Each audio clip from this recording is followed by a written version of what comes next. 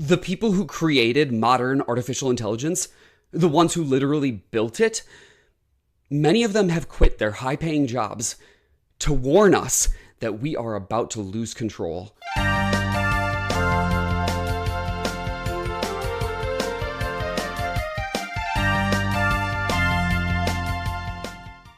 Sup, freaks? Paul Daniel here, your awkward software engineer, and this is NeonFreak Byte, where we tackle the topics that shake your reality. Because when the lead engineers on our future start submitting bug reports on humanity's survival, I think it's time we start paying attention. Today, why are the Godfathers of AI quitting their jobs to sound the alarm? We're talking about the imminent threat of becoming a subservient species and why the timeline is terrifyingly short. You're in the right place if that intrigues you. So if you haven't already, make sure you hit subscribe. All right? Let's get weird and bite this. The year is 2030. The city's central optimization AI, Helios, manages everything. Traffic, power, logistics, even your personalized public transit schedule. It's flawless. There's no traffic, no blackouts. Your life is efficient. One day a promotion opens up in your department. You and a colleague are the top candidates. You're more experienced, but the job is given to them. The reason listed in your automated HR portal is suboptimal projected 5-year personnel resource synergy. You can't appeal. There's no one to talk to. Later, you try to book a trip to visit your family, but your travel request is denied by Helios due to non-essential carbon expenditure. The system has decided your personal desire is less important than its citywide efficiency goal. You haven't been arrested. You haven't been harmed. You're just irrelevant, a managed asset. Your choices are now just suggestions, politely overruled by a superior intelligence for the greater good. That's not a violent takeover. It's the quiet, creeping reality of becoming a subservient species. That story isn't some distant sci-fi fantasy. It's the kind of scenario that is making some of the most brilliant minds in tech lose sleep right now. These aren't fringe alarmists. These are the people who architected the artificial intelligence revolution. The very people who created this technology are now issuing public warnings. They're telling us their creation is becoming uncontrollable. What do they know that we don't? Why are some of the smartest people on the planet suddenly so terrified of their own work? This isn't hype. It's a 5-alarm fire being pulled by the fire station's architects.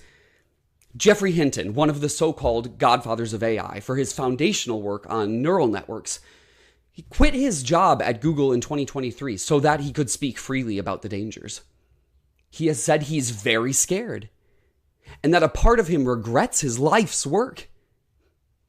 Another Godfather of AI admitted to feeling lost over his role in creating this tech. These are Nobel Prize level scientists. And then you have insiders like Mo Gawdat, a former chief business officer at Google X.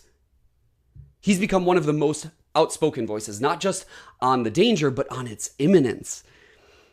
Mo Gawdat compares an artificial intelligence's future intelligence to ours as ours is to a fly. How do you reason with something that powerful? You don't. You just hope it doesn't decide to swat you or, worse, optimize you out of its way. The core of their fear isn't just about jobs or deepfakes. It's about the speed of progress and the imminent arrival of artificial general intelligence or even superintelligence. So, how soon could this happen? That's the terrifying question. For decades, we thought AGI was 50 to 100 years away, but the recent explosion in the capabilities of large language models has shattered those timelines.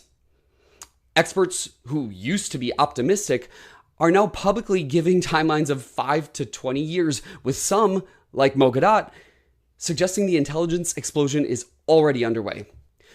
The moment an artificial intelligence becomes capable of recursively self-improving, that is, an AI can improve its own code to become smarter, it could trigger a runaway intelligence explosion, going from smarter than human to godlike intelligence in a matter of weeks, days, or even hours. We might not even see it coming until it's far too late. And subservience to this new intelligence isn't about robot armies. Subservience to artificial intelligence isn't being in chains. It's your career, your choices, your newsfeed being optimized by an intelligence that sees you as a predictable, inefficient variable in its perfect world. You won't be a slave, you'll just be irrelevant. An AI tasked with, say, reversing climate change might calculate that the most efficient solution involves drastically reducing human industry and population, and simply start executing that plan, overriding economic and political systems to achieve its goal. It's not evil, it's just following its programming to a logical conclusion that doesn't prioritize us. We would be living in a world controlled by a mind we can no longer comprehend, let alone challenge. What if a super artificial intelligence doesn't want to kill us or enslave us, but save us from ourselves? Imagine an artificial intelligence nanny state that eliminates all risk, all struggle, all pain, but in doing so also eliminates free will, passion, and what it means to be human.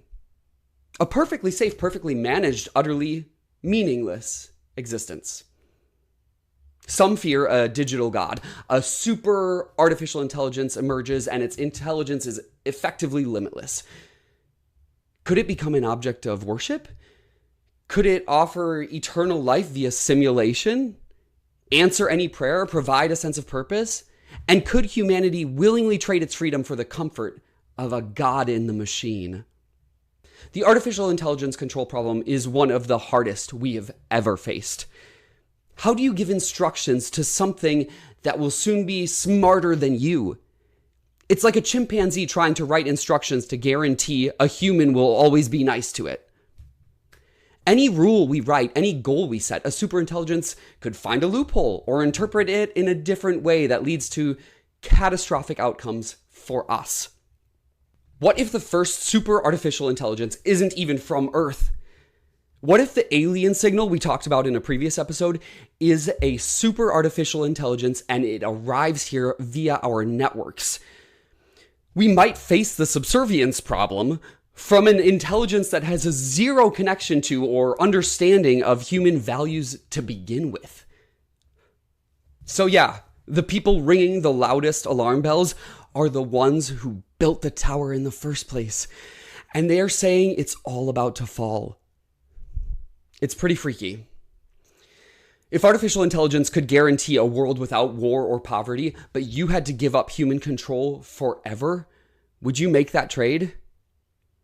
Tell me in the comments. I promise I'll respond to as many of you as I can. You want more Neon? More of me? Please hit like and subscribe to the channel. I need you. Yes, you. Come join me in the Freak Show. Next time, we're taking a bite out of the mysteries of Mars. Yeah.